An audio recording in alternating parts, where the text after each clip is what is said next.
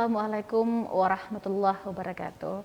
Alhamdulillahirabbil alamin. Segala puji hanya bagi Allah yang masih memperkenankan kita untuk kembali bersua dalam program acara talk show Komisi Islami Majelis Ilmu TV Peduli Dinas Komunikasi dan Informatika Kota Parepare. Dan di kesempatan yang berbahagia ini tentu saja tak lupa kita kirimkan salawat dan salam kepada junjungan kita baginda Rasulullah Muhammad Sallallahu Alaihi Wasallam. Insya Allah di Jumat berkah ini segala kebahagiaan, keceriaan hati, kedamaian jiwa tercurah bagi kita sekalian, terkhusus bagi Anda pemirsa setia TV Peduli. Hari ini tema kita menarik sekali dalam program acara Komisi Khusus Islami karena kita akan menyibak seputar doa yang penting kita ucapkan atau kita baca ketika kita mengalami kesulitan. Mengingat tentunya kesulitan sendiri dapat mendekatkan kita kepada Allah, tapi juga malah sebaliknya. Untuk itu mari kita ucapkan selamat datang kembali kepada guru kita Ustadz Bapak Muhammad Yusuf SPD MPD. Assalamualaikum Pak Ustadz. Waalaikumsalam warahmatullahi wabarakatuh. Tidak terasa kita akan memasuki bulan Ramadan dalam beberapa pekan ke depan ya. Insya Allah. Bulan depan tepatnya. Depan. Baik, semoga kita disampaikan usianya sampai di bulan penuh berkah. Baik, temanya menarik ini Pak Ustadz. Doa-doa yang semestinya kita baca dianjurkan ketika kita mengalami kesulitan seperti saya ungkapkan barusan bahwa masalah itu bisa mendekatkan kita kepada Allah, tapi tidak sedikit juga malah menjauhkan kita dari Allah. Nah, mohon pencerahan seputar hal tersebut, silakan. Baik, Assalamualaikum warahmatullahi wabarakatuh. Waalaikumsalam warahmatullahi. Alhamdulillahirabbil alamin. Wassalatu wassalamu ala khatabil anbiya'i wal mursalin wa ala alihi wa sahbihi ajma'in, amma ba'd. Hadirin para pemirsa TV Peduli Kota Parepare, semoga senantiasa dalam lindungan Allah Subhanahu wa taala. Amin. Mengawali kajian kita pada hari ini, saya pribadi mengajak kepada pemirsa sekalian dan kepada saya sendiri, mari kita awali dengan memperbanyak bersyukur kepada Allah Subhanahu wa taala dengan memperbanyak merenung begitu banyak nikmat yang Allah sudah pinjamkan kepada kita hingga hari ini. Semoga dengan seringnya kita merenung, kita sadar diri dan menjadikan kita hamba yang pandai bersyukur kepada Allah Subhanahu wa taala. Salam kepada baginda Nabi Muhammad sallallahu alaihi wasallam. Mudah-mudahan dengan seringnya kita bersalawat kepada beliau menjadikan kita semakin cinta, semakin lebih mengikuti apa yang beliau sampaikan kepada kita, menjadikan beliau sebagai panutan dan tuntunan dalam hidup kita, sehingga insya Allah kita akan selamat dunia dan selamat akhirat, insya Allah. Baik, seperti yang disampaikan oleh host kita tadi, Ibu Eka, bahwa tema kita pada kesempatan kali ini yaitu mengenai doa yang dianjurkan oleh Rasulullah kita baca ketika dalam kondisi sulit. Setiap orang pasti pernah mengalami masalah. Saya sendiri, kita semua pasti pernah mengalami masalah.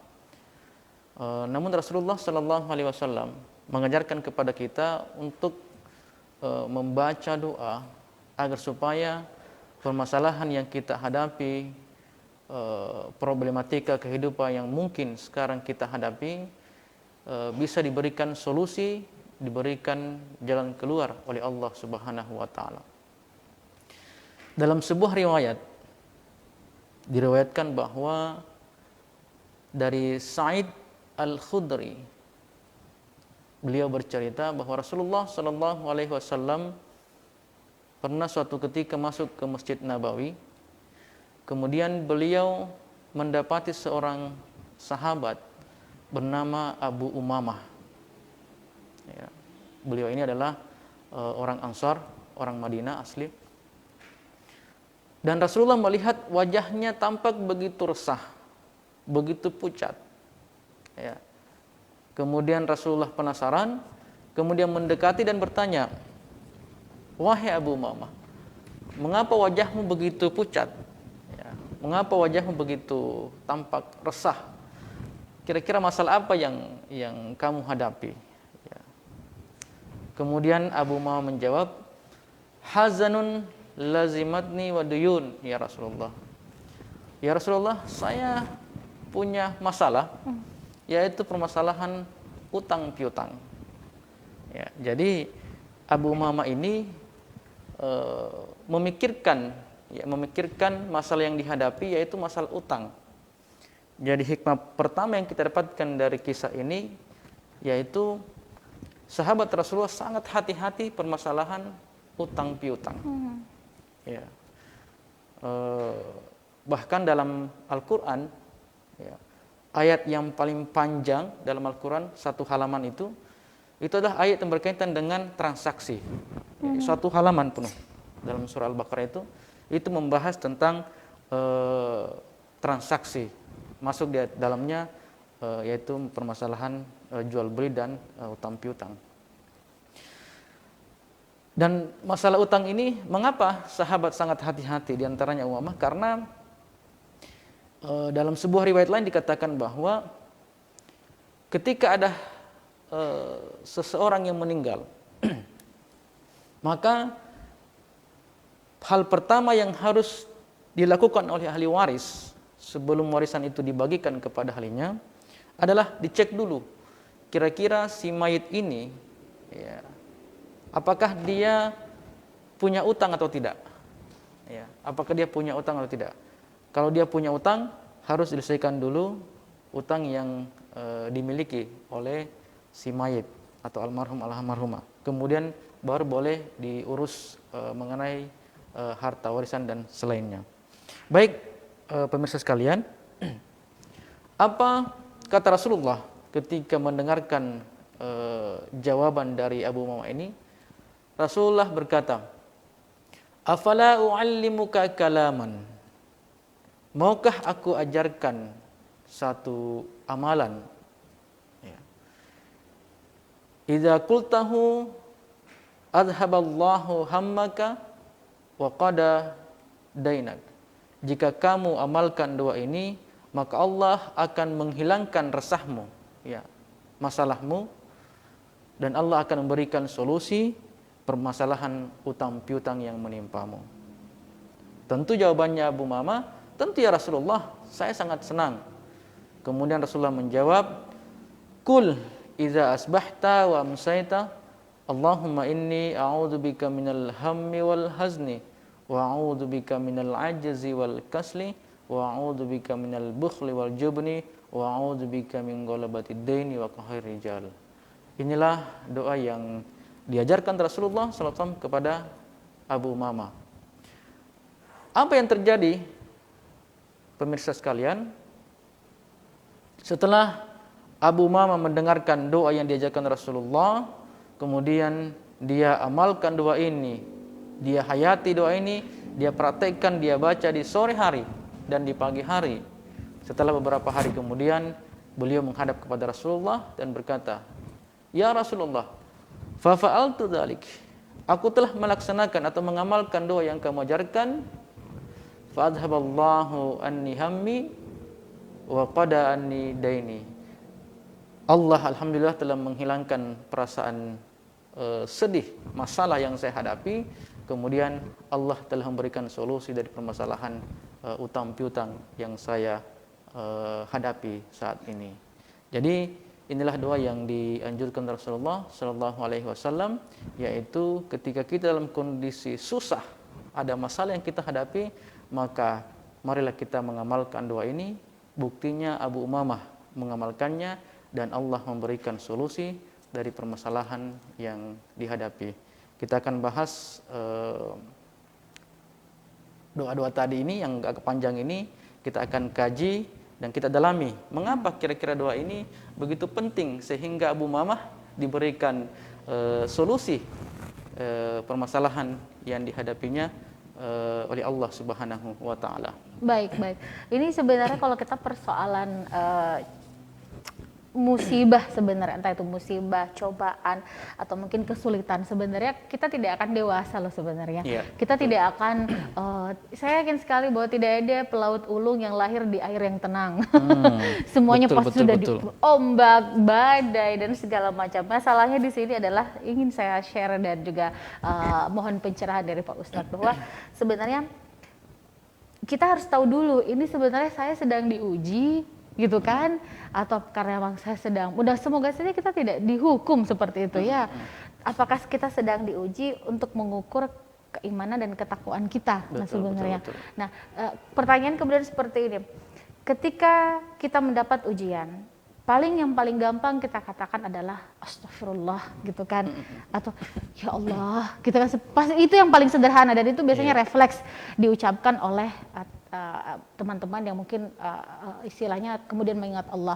Tetapi pertanyaan saya yang menarik begini Pak Ustadz, tadi di awal saya sudah bilang, bahkan ada yang mengatakan seperti ini bahwa kemiskinan lah ini yang paling urgen ya, karena kesulitan orang selalu mengidentikan kalau tidak ada uang, padahal kesulitan itu banyak modelnya gitu kan. Betul, Jadi betul. kemiskinan itu mendekatkan kita kepada kekufuran. Ini fakta yang ada di depan mata kita, dan tidak sedikit masyarakat kita masih meyakini kepercayaan yang notabene mengkhianati Allah, yaitu kesyirikan. Nah, seperti apa? Ini masih ada di beberapa daerah yang masih meyakini hal tersebut. Silakan. Oke, baik. Saya lanjut dulu sebelum jawab pertanyaan Mbak Ika. Silakan. Saya lanjutkan dulu tentang doa ini. Nanti akan terjawab sendirinya dengan doa ini. Baik. Doa yang dianjurkan dibaca dan dipraktikkan juga oleh Abu Umamah di kisah tadi itu berbunyi, Allahumma inni a'udzubika minal hammi wal hazni wa a'udzubika minal ajzi wal kasli wa a'udzubika minal jubni wal bukhli wa a'udzubika min ghalabati daini wa qahri rijal. Mari kita telaah supaya kita paham maksud dari doa ini. Karena sebaik-baiknya doa kita adalah ketika kita paham apa yang kita sampaikan ya kepada Allah Subhanahu wa taala. Allahumma inni a'udzubika minal hammi wal hazni. Ya Allah, aku mohon kepadamu jauhkan aku dari al-hammi. Al-hammi itu perasaan selalu merasa susah. Ya. Wal hazni yaitu perasaan sedih yang begitu dalam. Al-hammi ya, perasaan selalu merasa susah. Jika seseorang dibayang-bayangi dengan perasaan ini, ya, sedikit-sedikit susah, sedikit-sedikit sulit, maka bisa kita pastikan dia tidak akan bisa melakukan aktivitas yang berarti, ya, karena selalu dibayang-bayangi perasaan susah. Contoh, bisa saja dalam suatu kesempatan ada teman atau ada sahabat atau ada orang lain kenalan baru menawarkan kepada kita peluang, ya, apakah itu mungkin kerjasama atau bisnis, bentuknya opportunity, kesempatan lah. Ya. Karena dibayang-bayangi dengan perasaan susah, sulit, maka kita berkata, wah kayaknya itu berat buat saya. Saya kayaknya tidak bisa melakukannya karena saya tidak bisa, susah buat saya. Nah, padahal kita belum mencoba, tapi kita sudah kalah. Ibaratnya kalah sebelum berperang, ya, bertanding. Kalau pepatah Bugis mengatakan, you will never know if you never try. Ya. Okay. Artinya kamu tidak akan pernah tahu apa hasilnya kalau kamu tidak pernah coba. Apa yang bisa kita ukur? Ya, evaluasi kalau kita tidak pernah mencoba. Ya. Nanti setelah mencobalah itu, baru kita bisa tahu. Kalaupun tuh ternyata hasilnya tidak maksimal atau kurang maksimal, itu akan menjadi bahan evaluasi untuk bisa diperbaiki. Tapi kalau tidak pernah melakukan, apa yang bisa kita ukur? Ketika ada apa-apa, never judge the book from the cover, ya. Jangan langsung tiba-tiba, wah nggak bisa, pasti nggak bagus. Betul. Jadi, coba dulu. Jadi virus post negatifnya itu sudah ke kepala dulu. Betul. Kemudian yang kedua, wal hazni. Hazni itu perasaan sedih begitu mendalam. Keluarganya meninggal, seorang ibu, seorang ayah, orang tua yang sangat mencintai anaknya, tiba-tiba anaknya meninggal. Itu sangat pedih ya, sangat mendalam sekali. Atau ada harta yang sekian lama dikumpulkan, dicari, dikumpulkan, tiba-tiba raib, dicuri, dirampok, kebakaran, bencana, pasti meninggalkan kesedihan yang begitu mendalam. Betul. Tapi sesedih apapun, sesulit apapun itu, kita harus move on, ya harus hadapi kondisi itu. Ya, makanya tapi perasaan sedih itu wajar. Itu adalah alamiah tabiat manusia, tapi kita tidak dianjurkan Rasulullah untuk bisa bangkit dari kesedihan itu. Makanya Rasulullah menganjurkan kepada kita memohon kepada Allah agar dijauhkan dari perasaan sedih yang begitu mendalam, sehingga kita tidak terlena larut dalam kesedihan itu. Kita bisa keluar dan menata hidup lebih baik ke depan.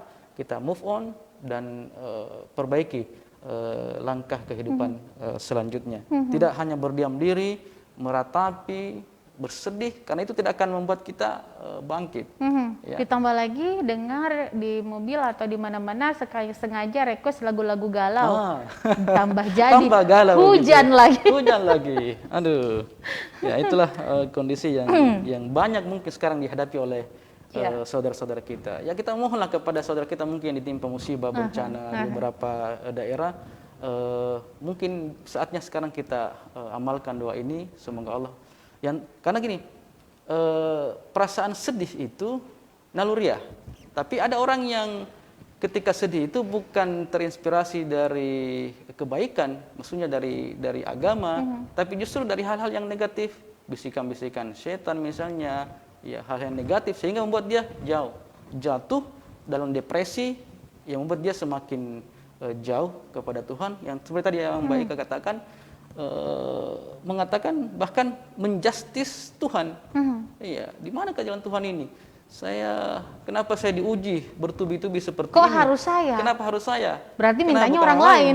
Iya. Padahal mungkin jawabannya ya kamu yang bisa, ya kamu yang bisa menanggung ujian ini. Dianggap mampu. Iya, dianggap mampu begitu. Iya, makanya kan di ayat lain dikatakan la yukallifullahu nafsan illa usaha. Allah tidak akan membebani ujian kepada seorang kecuali orang itu mampu untuk menanggul beban itu. Kemudian yang berikutnya, wa'udzubika minal ajazi wal kasli. Ya Allah, aku memohon kepadamu jauhkan aku dari al-ajzi. Al-ajzi itu artinya lemah. Ya, lemah di sini tidak hanya sekedar lemah fisik tapi juga lemah spiritual. Ada orang yang fisiknya sehat, tapi hatinya atau nuraninya, spiritualnya sakit. Secara fisik dia sehat, tapi ternyata dia punya penyakit hati,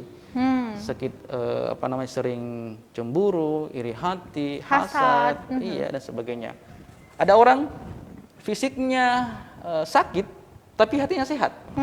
Secara fisik dia mungkin kena penyakit medis, tapi hatinya tidak pernah bermasalah. Dia terima kondisi apapun. Berdamai dengan Allah. Berdamai dengan kondisi itu dan mengatakan bahwa mungkin masih banyak orang yang lebih parah dari saya. Betul. Gitu. Ini yang paling bagus. Ada orang sehat fisiknya dan sehat juga hatinya. Completely. Ini yang paling bagus. Dia tidak ditimpa penyakit medis yang berarti. Di sisi lain juga dia tidak memiliki penyakit hati yang berarti pula.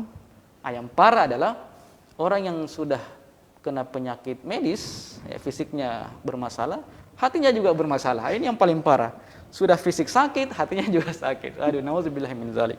Astagfirullah. Setidaknya kita kalau tidak bisa dua-duanya sehat, minimal hati kita lah. Ya, karena banyak kajian bahkan penelitian mengatakan membuktikan bahwa orang yang memiliki penyakit hati itu cenderung besar peluangnya untuk memiliki penyakit fisik, penyakit medis. Misalnya orang yang kena stroke, orang yang kena tekanan sebagainya, itu bisa saja karena faktor dia selalu memikirkan orang lain, hasad, benci kepada orang lain, iri hati, akhirnya terbawa kepada pikiran. Efeknya adalah ke kondisi fisik, stres, depresi, ya menjadi pemikiran, ya memikirkan urusan orang lain, sehingga menjadi masalah buat sedangkan masalahnya sendiri tidak selesai. selesai. Kemudian wal kasli, ini yang paling penting ini, yaitu penyakit malas. Nah, Rasulullah mewanti-wanti ini sehingga disebutkan di doa ini, ya Allah jauhkanlah aku dari malas. Jangankan orang yang malas, orang yang sungguh-sungguh saja bekerja, ya, dalam berbuat sesuatu, itu hasilnya belum tentu dijamin maksimal, 100% maksimal. Apalagi mereka yang dibayang-bayangi kehidupannya dengan perasaan malas, sedikit-sedikit malas, ya, sedikit-sedikit malas. Pasti bisa dipastikan tidak akan ada aktivitas, ya, pekerjaan yang bisa diselesaikan dengan maksimal, dengan baik. Oleh itu Rasulullah mewanti-wanti kepada kita, jangan sampai kita dibayang-bayangi dengan perasaan malas ini. Dan ini mungkin yang menimpa sebagian besar generasi muda sekarang, karena mereka sangat dimanjakan dengan fasilitas, ya, dengan begitu banyaknya fasilitas yang memudahkan mereka, sehingga mereka menggampangkan segala urusan. Ya, kalau bisa dipermudah, kenapa dipersulit? Betul, tapi sisi lain akan membuat mental mereka semakin orang bilang mental lembek, ya, tidak memiliki mental yang kuat menghadapi kondisi sekeras apapun yang harus mereka hadapi. Kemudian kita selesaikan dulu doanya. Wa a'udzubika minal bukhli wal jubni. Ya Allah, aku berlindung kepadamu dari al-bukhli wal jubni. Al-bukhli itu artinya bakhil, kikir. Ya, mengapa Rasulullah menyebutkan di doa ini? Itu menunjukkan bahwa jika seseorang atau jika kita memiliki kelebihan harta, agar supaya kita tidak terbebani dengan masalah, ditimpa masalah, maka perbanyaklah mengeluarkan, ya, sebahagian harta kita itu. Ya, jika kita diberikan kelebihan harta oleh Allah Subhanahu Wa Taala, maka sedekahkanlah, ya, keluarkanlah sebagian harta itu di jalan Allah Subhanahu Wa Taala. Insya Allah akan dijauhkan dari musibah, dijauhkan dari malapetaka apabila kita sering-sering bersedekah lillahi ta'ala. Kemudian wa'udzubika min ghalabatid dain wa qahril rijal. Ya Allah, jauhkanlah kamu dari permasalahan utang piutang dan dari penguasaan orang lain atas diri ini. Ini masalah utang piutang yang disebutkan tadi di kisah ini, yaitu Abu Umamah yang dia pikirkan terus, kapan utang saya ini bisa dibayar, sedangkan waktu pembayaran, tempo pembayaran semakin dekat, sedangkan dana yang untuk membayar mungkin belum cukup. Ya.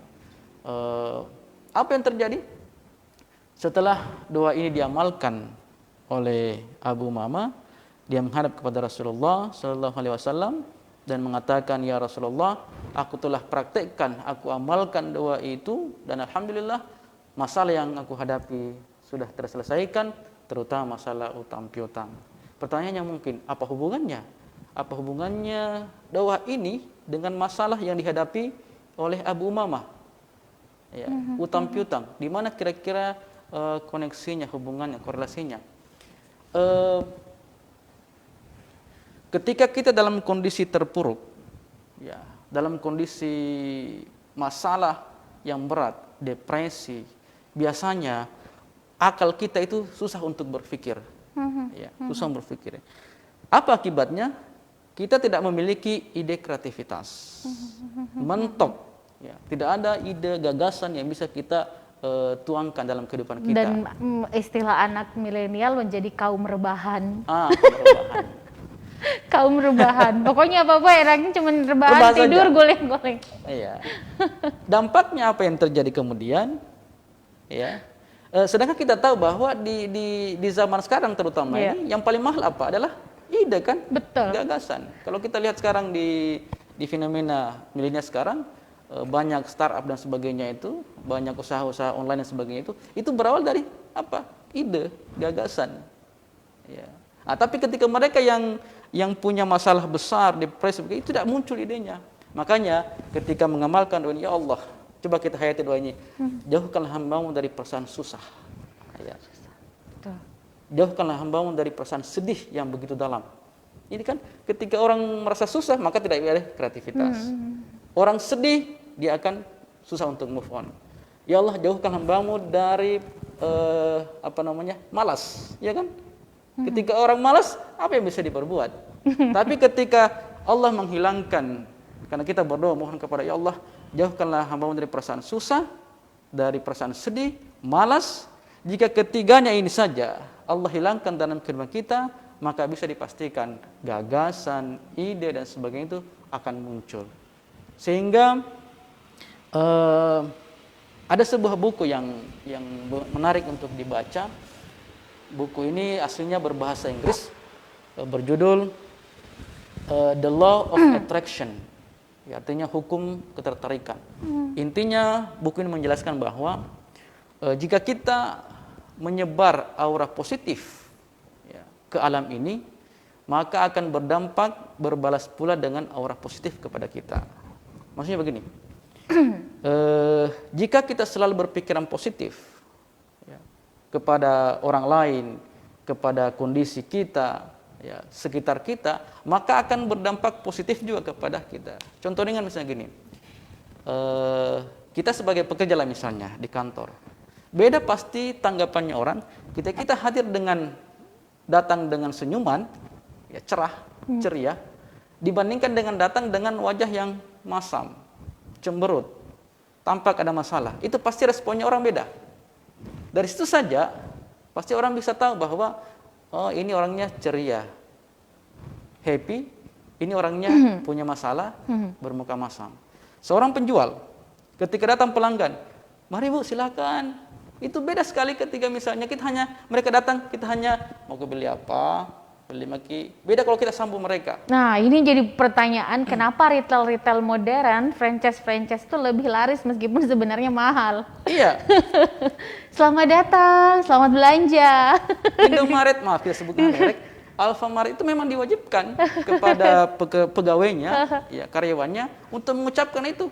Bahkan kenapa tidak bosan-bosan mereka? Ya. Selamat datang Pak Ibu. Itu kan kesannya sepele, tapi dampaknya luar biasa. Ya, Mengapa? Karena mereka amalkan teori ini. Kalau kita tebarkan positif kepada orang lain, maka akan berdampak positif juga kepada Ketika kita mau pergi pun dikatakan selamat belanja, selamat datang kembali. Iya. Bahkan dulu kalau tidak salah, pernah itu salah satu franchise seperti itu mengatakan, jika ada karyawan yang lupa menawarkan isi pulsa, maka tagih. Maksudnya kamu bisa dapatkan pulsa gratis. Itu pernah saya dengarkan dulu itu. Kalau dia lupa, biasanya kan Di kasir ya. ada lagi yang bisa itu, atau mau sekalian isi pulsa gitu-gitu kan. Kalau ada karyawan yang lupa menawarkan itu, maka boleh Anda mendapatkan pulsa gratis. Pernah saya dengarkan dulu itu. Iya. Artinya apa? Begitu care-nya mereka sangat perhatian dengan customer service-nya, sehingga layanan servis sangat penting di era sekarang ini. Ya, servis itu sangat penting. Kalau kita lihat seperti negara-negara maju, misalnya Singapura, kecil, luasnya tidak lebih luas dari Kalimantan, dari Sulawesi, tapi mengapa bisa lebih kaya, lebih makmur dibandingkan Indonesia? Karena di sanalah pusatnya layanan servis, ya, pelayanan di sana sangat bagus sekali. Ya, itu mungkin yang bisa kita petik dari kisah dari Abu Umamah, mengapa sampai dia bisa terlepas dari permasalahan yang dihadapinya, karena diamalkan doa ini menjadi inspirasi buat dia, motivasi buat dia, sehingga Allah berikan petunjuk kepadanya, berikan hidayah kepadanya, ini yang harus kamu lakukan. Makanya kenapa orang tua mengatakan dilarang tidur pagi? Ya. Ya, sebenarnya faedahnya adalah, hikmahnya adalah, jangan kamu biasakan tidur pagi supaya kamu bangun dan keluar. Sebab kalau kamu keluar, ada kesempatan untuk bertemu dengan orang. Ada kesempatan yang bisa kamu dapat. Ya, siapa tahu dalam perjalanan kamu keluar itu ketemu dengan orang, menawarkan kesempatan, peluang, kerjasama dan sebagainya. Dibandingkan hanya rebahan. Dibandingkan hanya rebahan. Iya, karena kemarin saya dengarkan sebuah tausiah begitu, bahwa di acara nikahan, wedding ya waktu itu, dan si yang pembawa nasihat perkawinan mengatakan seperti ini kepada istri, jangan kepada perempuan, jangan mencari laki-laki yang kena sinar matahari di dalam rumah. Itu. Ya, jangan yang kena sinar matahari di dalam rumah. Pokoknya matahari terbit, suruh keluar, suruh Iya, apa? iya, iya. Menjemput rezeki, Betul itu. mencari rezeki. Tapi kembali lagi apa uraian daripada Pak Ustadz, beberapa buku-buku menjadi referensi. Saya kembali, kita sebagai masyarakat Bugis ada local wisdom. Lagu yang ingin saya perdengarkan. Ini lagu yang sering-sering dinyanyikan anak saya. Itu Alama Sea Mua. Ya kan ada di salah satu liriknya itu begini.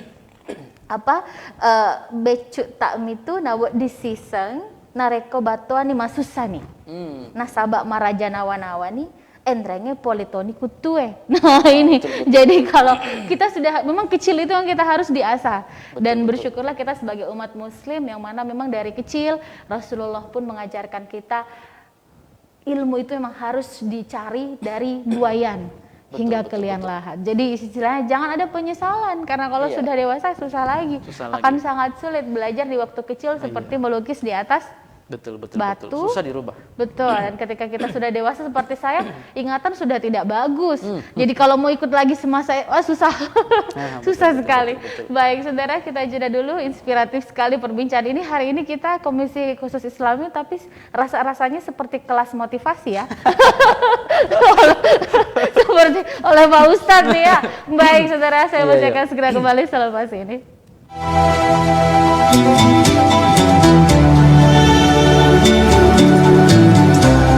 Bismillahirrahmanirrahim. Assalamualaikum warahmatullahi wabarakatuh.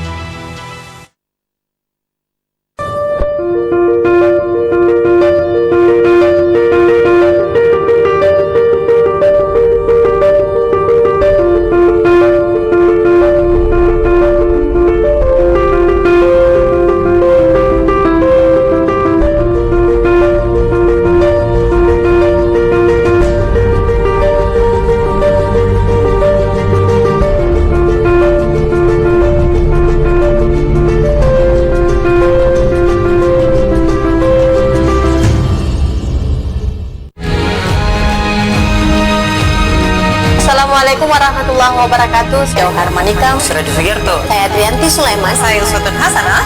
Hadir di layar televisi Anda dengan suguhan informasi yang telah dirangkum tim redaksi kami. Kita mulai news update selengkapnya.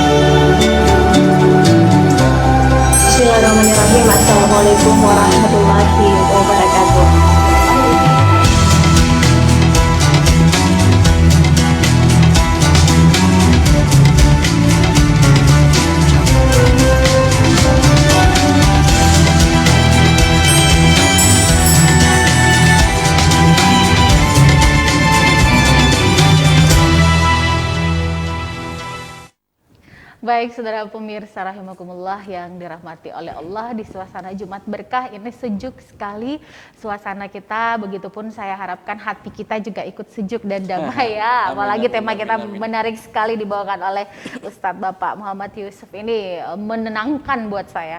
Dan kembali lagi tema kita Pak Ustadz, doa yang dianjurkan dibaca ketika dalam kesulitan. Tadi sempat saya lontarkan sebuah pertanyaan ya, betul belum berkesempatan dijawab. Mungkin di segmen ini bisa disampaikan kepada saudara pemirsa. Iya, ada sebuah saya kurang tahu persis apakah ini hadis atau perkataan ulama mengatakan kadal fakru yakuna kufra. Hampir-hampir saja kefakiran, kemiskinan itu menyebabkan seseorang menjadi kufur. Ya.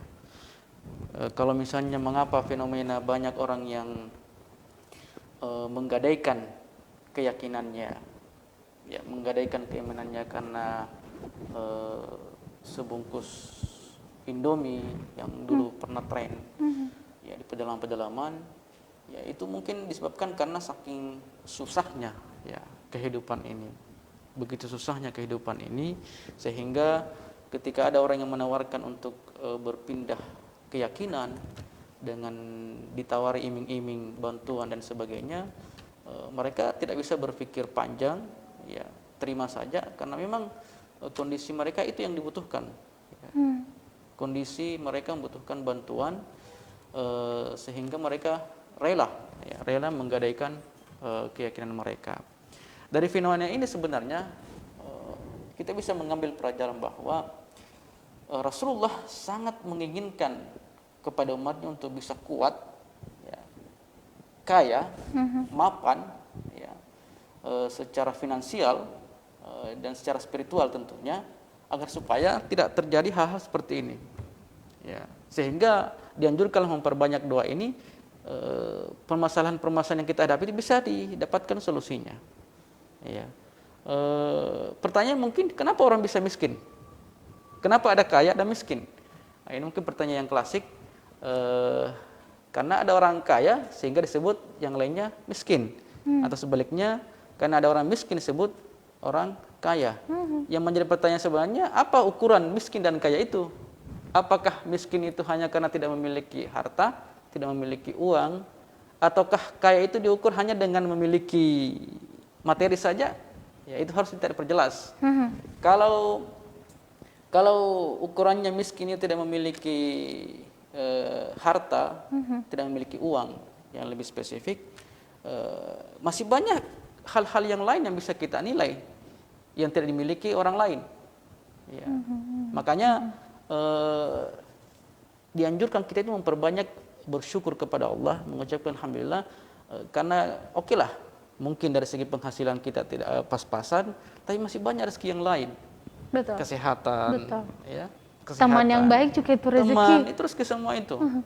Dan tidak boleh kita ukur kaya itu hanya dengan memiliki harta yang banyak, ya.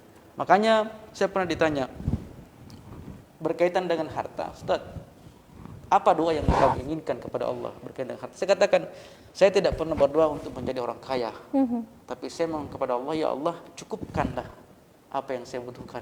Wah. Kalau saya apa adanya saja. Iya, maksudnya pas mau ada. Jadi karena semua orang yang kaya belum tentu cukup. Betul. Ya kan? Betul. Ya, masih saja kurang. Mengapa misalnya banyak, mohon maaf, banyak pejabat, tanda kutip, banyak orang-orang yang secara materi mereka kaya, tapi akhirnya mereka merasa tidak cukup, ya. Padahal dari segi fasilitas, aksesoris duniawi mereka punya, rumah ada, kendaraan ada, apalagi yang kurang. Tapi kenapa masih menyimpang begitu? Terlepas mungkin levelnya, ya, strata mereka, di level mereka sosialnya seperti itu. Tapi memang karena itu harus kita sadari, memperbanyak bersyukur kepada Allah. Orang yang pandai bersyukur itu, maka hidupnya akan tentram, akan merasa cukup. Ya. Saya masih ingat nasihat Ustadz saya dulu ketika pernah belajar di pesantren, ini perbanyaklah kamu mensyukuri nikmat yang Allah berikan kepadamu. Makanya di awal tadi saya menghimbau, mengajak kepada saya sendiri, kepada pemirsa untuk merenung begitu banyak nikmat yang Allah berikan kepada kita. Kita mungkin tidak memiliki harta yang banyak, tapi kita sehat. Betul, betul. Ada orang yang memiliki mobil sekian, rumah sekian, ada di Makassar, ada di Parepare, ada di Sitra, di mana. Tapi dilarang makan ini. Kenapa? Bahkan dilarang naik mobil. Dilarang naik mobil. Karena takut jantungan. Di mana nikmatnya hidup di situ? Ada mungkin, maaf, biasa kita berikan contoh, saudara kita yang kerjanya cuma mengendarai becak misalnya begitu, ya. Kelihatannya mereka susah dari segi penampilan, tapi ketika mereka mau tidur dengan enaknya mereka tidur saja, tidur pulas dimanapun. Betul.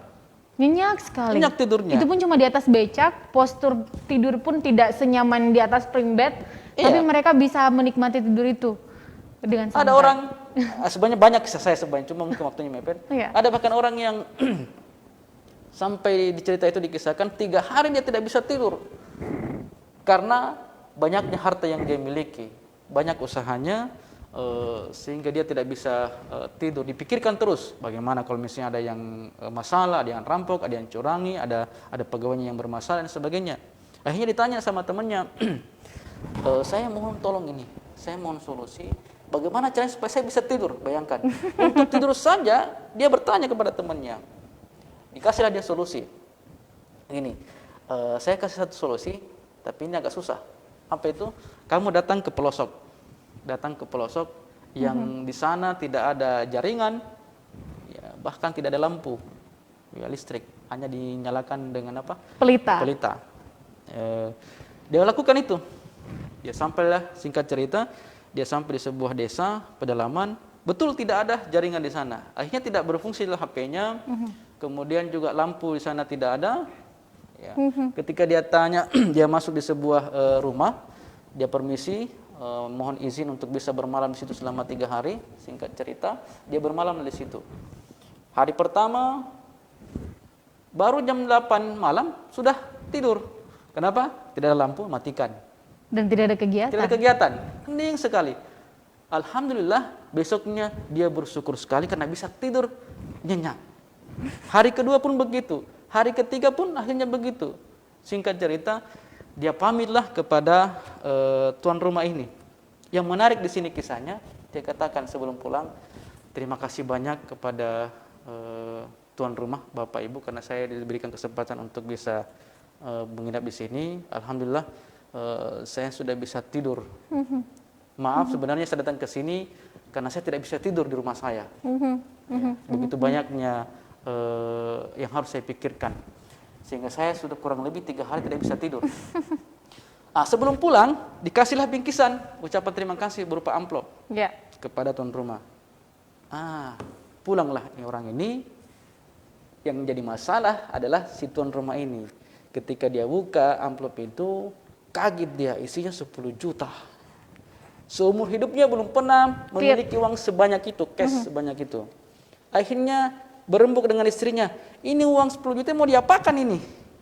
Istrinya bilang, wah bapak, ini kan rumah kita ini belum ada ininya, kursinya, hordennya begini, mau banyak, spring bed kalau bisa. Tidak, kata bapaknya, suaminya, jangan, bagaimana kalau kita belikan saja motor, supaya ada kita pakai jalan-jalan sebagainya. Semua bersih tegang, mulai pagi itu, sampai berlanjut habis maghrib, makan, sampai mereka mau tidur pun masih berdebat. Enggak, dianukan saja ini, kita pakai saja untuk beli motor. Tidak, ini belikan rumah supaya kelihatan cantik. Ketika mereka tidak sadar, mereka lihat jamnya, mamanya, sekarang sudah pukul 12, tengah malam. Kita tidak pernah seperti ini, begadang sampai jam 12 malam. Apa katanya? Pantasan, ya, pantasan kita tidak bisa tidur karena memikirkan uang 10 juta ini. Bayangkan itu bapak, ya, berapa banyak hartanya itu yang harus dia pikirkan. Wajar kalau dia tidak bisa tidur. 10 juta saja yang kita miliki ini, baru kita miliki, sudah tidak bisa tidur sampai kita begadang jam 12. Apalagi bapak itu yang banyak hartanya. Hikmahnya apa? Bahwa rezeki itu, nikmat Allah itu, karunia Allah itu banyak bentuknya. Tidak hanya diukur dari segi materi, tapi bisa tidur dengan nyenyak saja. Itu adalah satu nikmat. Bisa makan dengan enak saja, itu nikmat. Dibandingkan banyak orang dari segi penampilan fisik, materi mereka kaya, tapi ternyata mereka tidak bisa tidur dengan nyenyak. Mereka dibatasi dengan makanan, ini pantangan, tidak boleh makan. Yang mana kita pilih? Tentunya kaya dan bisa tidur nyenyak dan makan. Tapi itulah adalah semua karunia Allah Subhanahu wa taala.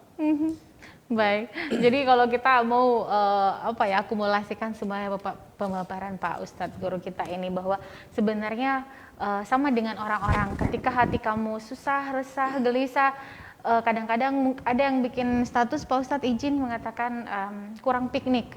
Kalau saya mungkin itu kurang ibadah saja gitu kan, karena kita semuanya berusaha untuk lebih baik. Saya pun yang selalu saya katakan bahwa saya miskin ilmu, banyak salah, dosa, hilaf.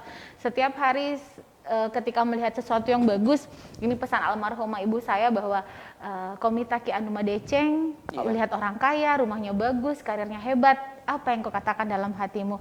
Alhamdulillah tanah podo macio kak makuar. Kan seperti itu. Betul, Semoga betul, kita ikut seperti itu. Bukan, kalau kita susah dipandang enteng, ketika ada orang mampu dianggap, ih jangan-jangan dia pelihara apa ya?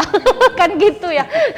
Kan ini sebenarnya mental kita. Jadi semuanya kembali kepada apa yang diucapkan Pak Ustadz, bahwa banyak-banyak bersyukur. Kan gitu. Kalau kita bersyukur, nikmatnya Allah tambah. Kan begitu. Dan Betul. senantiasa berpikiran positif. Semuanya harus positif. Satu saja yang tidak boleh positif, hasil PCR swab Anda yang tidak boleh positif. Antigennya tidak boleh reaktif. Sisanya semuanya harus positif Pak Ustadz ya. Termasuk ibu yang mau hamil juga harus Positif juga. Harus. Jadi ketika pagi-pagi, ketika kita tes pack 2 garis itu wah menyenangkan, tapi ketika habis swab kemudian 2 garis itu bisa menyengsarakan. Jadi semuanya harus positif. Baik, sekali lagi Pak Ustadz, di akhir perjumpaan kita mohon izin mari kita berdoa, mengajak pemirsa di rumah mengakhiri perjumpaan kita dengan baca doa di umul hari Jumat ini. Silakan. Baik, pemirsa TV Peduli sekalian, mari kita tutup pertemuan kita, kajian kita pada kesempatan kali ini dengan berdoa kepada Allah Subhanahu wa taala. Semoga jika ada di antara kita mungkin yang punya masalah, yang dirundung masalah dalam kehidupan ini, semoga Allah memberikan solusi dan memberikan kemudahan kepada kita semua. Amin. A'udzubillahi minasyaitonir rajim. Bismillahirrahmanirrahim. Alhamdulillahirabbil alamin, hamdan syakirin, hamdan na'imin, hamdan yuwafi ni'mahu yukafi mazidah. Ya Rabbana lakal hamdu kama yanbaghi li jalali wajhikal karim wa 'azimi sultanik. Allahumma shalli ala sayyidina Muhammad wa ala alihi washabbihi ajmain. Allahumma ya muqallibal qulub tsabbit qulubana ala dinika wa ala ta'atik. Allahumma inna na'udzubika minal hammi wal hazni wa na'udzubika minal 'ajzi wal kasli wa na'udzubika minal bukhli wal jubni wa na'udzubika min ghalabatid daini wa qahri rijal. Ya Allah, kami mohon kepadamu, jauhkanlah kami dari perasaan selalu merasa susah, selalu merasa sulit, dan jauhkanlah kami Allah dari kesedihan yang begitu mendalam. Ya Allah, jauhkanlah pula kami dari kelemahan, baik kelemahan fisik maupun kelemahan spiritual, dan jauhkanlah kami ya Allah dari perasaan malas. Ya Allah, jauhkanlah kami dari penyakit bakhil, penyakit kikir dan pengecut. Ya Allah, jauhkanlah kami dari permasalahan utang piutang yang menimpa kami. Ya Allah, jauhkanlah kami dari penguasaan orang lain atas diri ini. Ya Allah, bimbinglah kami ya Allah. Allahumma hdina ila siratikal mustaqim. Ya Allah, dan bimbinglah kami ke jalan yang lurus. Siratal ladzina an'amta 'alaihim minan nabiyyin wasiddiqin wasyuhada'i wassalihin. Seperti jalan-jalan orang yang kau berikan petunjuk kepada para nabimu, kepada orang-orang saleh, kepada para syahid. Ya Allah, Rabbana atina fid dunya hasanah wa fil akhirati hasanatan wa qina adzabannar. Wa sallallahu ala sayyidina Muhammad walhamdulillahi rabbil alamin. Al-Fatihah.